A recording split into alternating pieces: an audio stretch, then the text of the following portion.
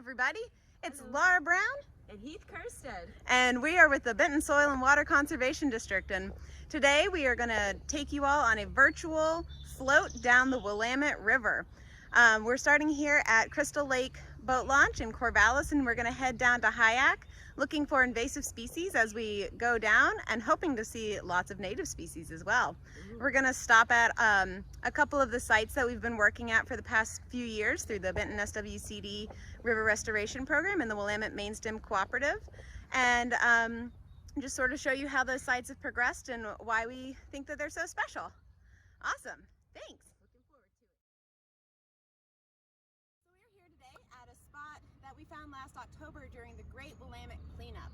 So Benton SWCD and OPRD, in partnership with Willamette Riverkeeper, hosted a cleanup between Corvallis up by Crystal Lake and down to Michael's Landing, where we picked up all the trash along the Willamette.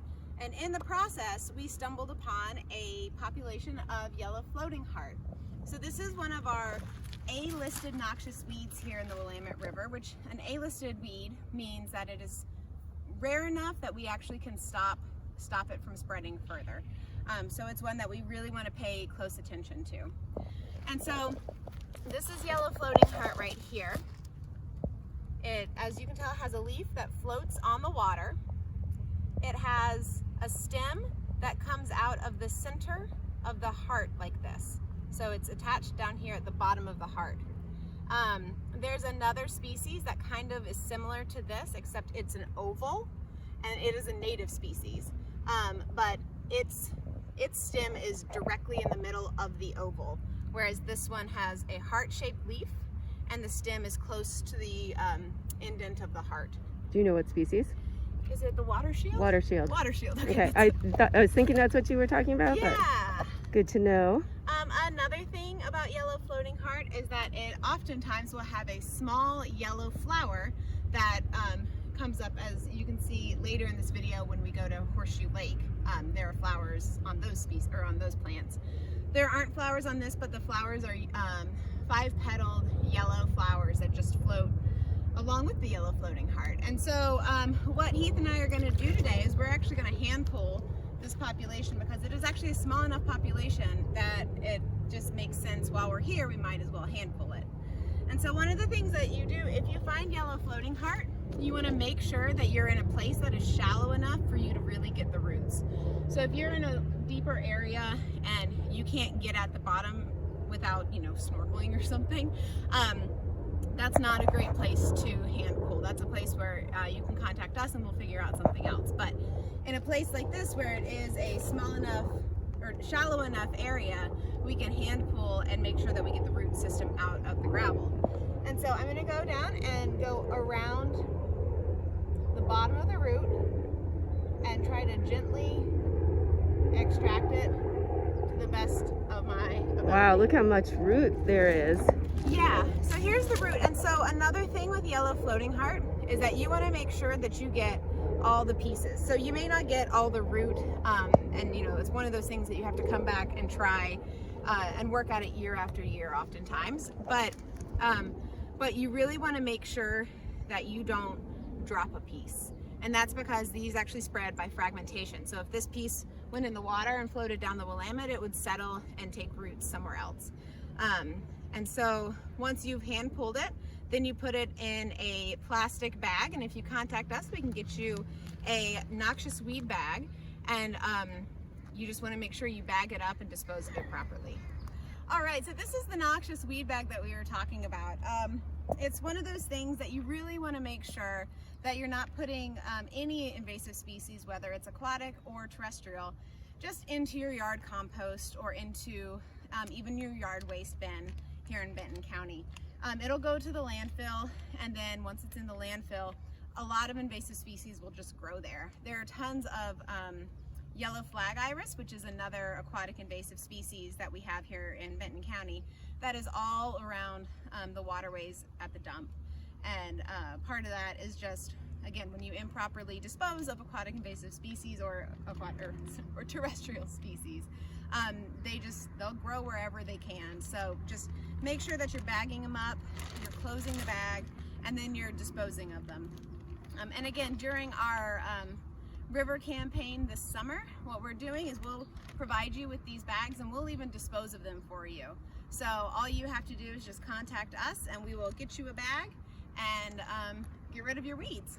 In addition to yellow floating heart, another aquatic invasive species that we try to stay on the lookout for is Ludwigia.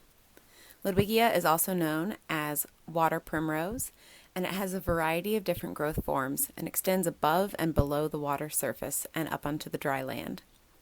Its dense growth impedes water movement, blocks the growth of native plants, and reduces available habitat for water birds and fish.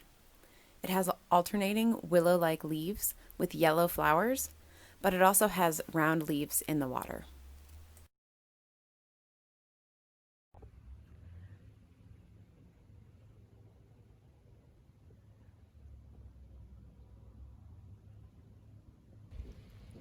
Okay, so we are here at Trip Island, and you can see over here we've got some wapato and some willows, and looks like, is that Purple loosestrife? purple loosestrife? Yeah, so we've got purple loosestrife here, but this is actually one of the most diverse places along the Willamette, especially within Benton County. It's a super fun little spot that has tons of native plant species. It's got some bulrushes. And it had the first spot of yellow floating heart that we had found on the main stem, and it was actually found by a volunteer during one of our paddle and weed pulls that we usually host. And it was, they had looked in the aquatic weed guide that we'd given them that day and said, hey, is this yellow floating heart? And it turns out that it was. And at this site we were actually able to hand pull the yellow floating heart, and that was in 2017, and it hasn't been back. So we come back every year to just check and make sure that it's not here. And so we're back and it isn't here. Last year I found some Ludwigia at this site and was also able to hand pull that, and then it has not come back. So again, these are some of these species where if you find them in small enough populations, you can still kind of get a hold of them and before they take over our special areas. An invasive though that is present here right now is parrot feather. So you can see it sticks up, kind of looks like a little tree, and it floats. Well, it doesn't float, but it's rooted into the ground, but then grows up emergent above the water line. And this is one that's pretty common along the Willamette, but it can kind of fill up whole areas. And so this is one that we'll have to keep a lookout for and notify Oregon Department of Agriculture about, and see if there's something that we can do to get it out of here. So It's pretty widespread, isn't it? it is pretty widespread. It's in most of the places that you'll see along the Willamette. So, but this is Trip Island. Can you get out and walk around? Is it You can private get property? out. This is state parks property. It's part of the Greenway. You can camp here and have a little swimming hole. If you look out here, it's kind of this off-channel area that has a nice little swimming hole. And the lead guide, if you look in the back, we have our submerged species. It looks like a lot of this is it's the Brazilian waterweed. So it's Elodea. You can tell it's Elodea because it has the little white flowers that you can see popping up. And then it also has, it can top out and it forms mats on the surface as well.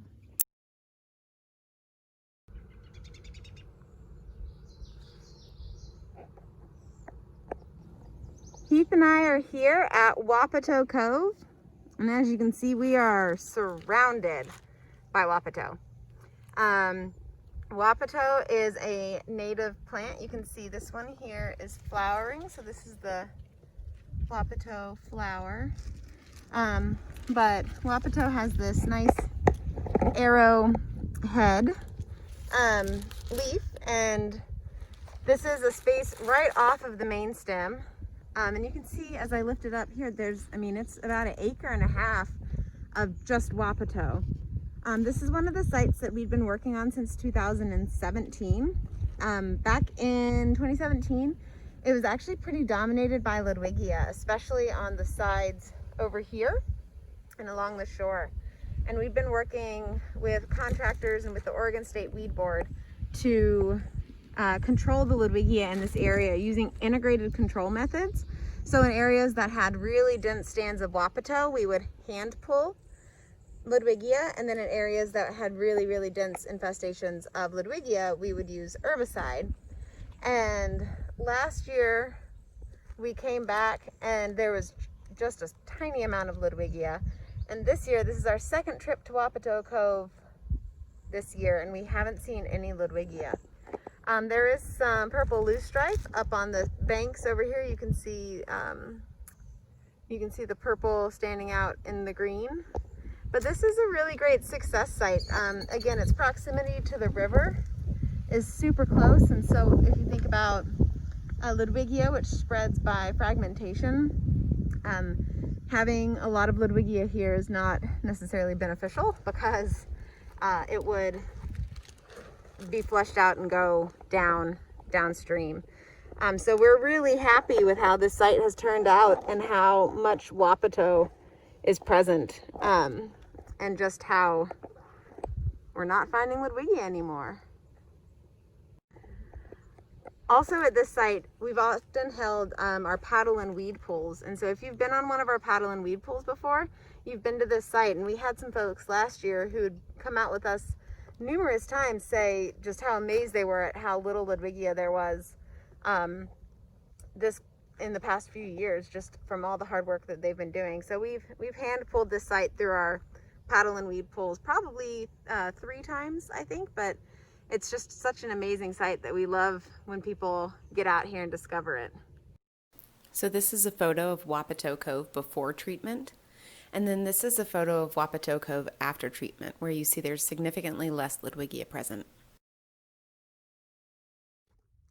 All right, now on our tour, Heath and I have showed up at Lower Kiger Alcove.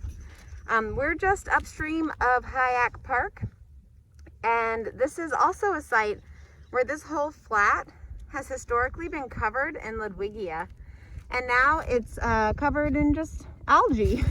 There's a lot of Wapato in the back, which is exciting to see that come out. This is a site that we hand pulled last year and had really good success. And as you can see right here, there's a small Ludwigia patch, just right there. And so this is another site that we feel pretty good about. It's had a really good response to our Ludwigia control, and it's a site where it just doesn't come back as readily, which is exciting. And again, it's exciting to see all the native species here. Again, here's another before shot of Lower Kiger Alcove, and then here's the after shot where the yellow behind it is the nodding beggar tick, and there's no Ludwigia.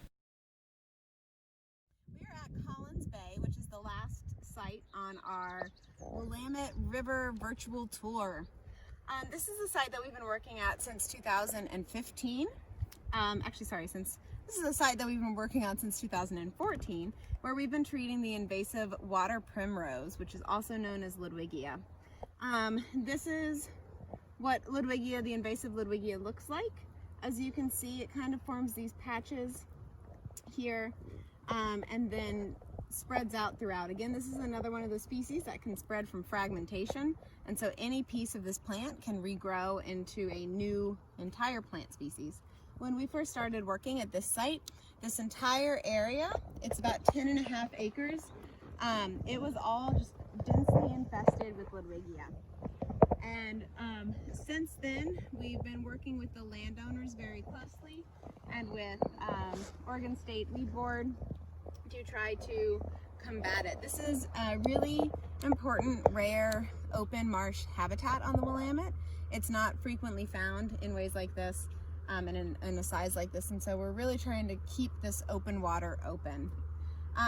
If you look around, you can see there's native Wapato, and there's also burr reed, and there's a species called bidens. What's the common name for bidens? Beggar tick, nodding beggar tick. Beggar tick. is also here. And one of the things I also wanted to show too, so this is a Wapato tuber. So there's Wapato that is spreading around the sides, and again, this is one of our natives. And so we're excited to see that, so we're going to toss it back in and hope it grows. But yeah, so this is a site that we've been working really closely with a lot of partners on, just to make sure that we try to learn from the lessons of what we're doing at this site. One of the things that we're looking at, if you look over this way, so you have a little green ball here. We've been working with the U.S. Geological Survey since 2017 to monitor water quality at this site, not just to see how what the water quality is here in general, but to also see how the removal of Ludwigia impacts water quality. Some of the hypothesis is that Ludwigia really impacts dissolved oxygen, making taking the oxygen out of the water to a point that fish can't survive in here, or at least the native fish that we would like to be in here. Another thing that we're finding, and we can kind of look at that gunky piece, is that this area has really high iron and has really high specific conductance, which we're not really sure exactly why that is, but it does produce sort of this characteristic brown sludge across the top. But yeah, overall this site's been pretty good in terms of its response to the work that we've done. It has so many native species that surround the edges, and at this point Ludwigia covers less than the natives do. So that's what we ultimately want to see, is less cover of Ludwigia and more cover of the aquatic natives that we know and love and need to make our ecosystem function. Another thing that we're working on at Collins Bay is we are working to develop a restoration plan and sort of take all the lessons that we've learned here over the past 5 years and try to say, okay, well, with all the limitations and the realities that come with controlling Ludwigia, what do we do next? And so how do we keep this site into perpetuity with minimal invasives? And so that will be a meeting that we have with the landowners, with the Oregon State Weed Board, and also with some engineers, just to see, well, what do we do? What are the realistic expectations for a site like this after we've treated it for 5 years, after we've treated it for 7 years, and how do we move forward to maintain the good work that we've done? This photo is of Collins Bay in 2014 before we began treating it, and you can see there's minimal open water. But here's Collins Bay in 2019, where the open water has increased significantly and the Ludwigia has receded. I am here in North Albany, also part of Benton County, at a lake called Horseshoe Lake that is in the historic floodplain of the Willamette River. And we've been working at this lake since 2015, working to control yellow floating heart, which is an A-listed noxious weed here in the state of Oregon. And I am out here just doing a routine checkup on it, and so far so good. I've been kayaking around the perimeter of this lake, and this year I have not seen yellow floating heart, and usually it's out by now. What I have seen is I have seen a green heron, a blue heron, an osprey, multiple red-winged blackbirds, and some invasive carp. So it's a pretty diverse little lake, like I said, off of the main. We also work with the Homeowners Association here to treat this detention pond, which connects to Horseshoe Lake below. And as you can see, this detention pond does have yellow floating heart. All right, well, we hope you all had fun with us today out on the river. One thing I wanted to remind everybody of is that once you are done playing on the river, it is time to clean, drain, and dry your boat to make sure you stop spreading invasive species. Basically, all you have to do is just clean up your boat to the best of your capability, and then just let it dry before you take it back out on the water again. Awesome. Well, that's what I'm gonna get to right now. But thanks again for joining us, and we hope you all had a good time, and we hope to see you next time. Bye.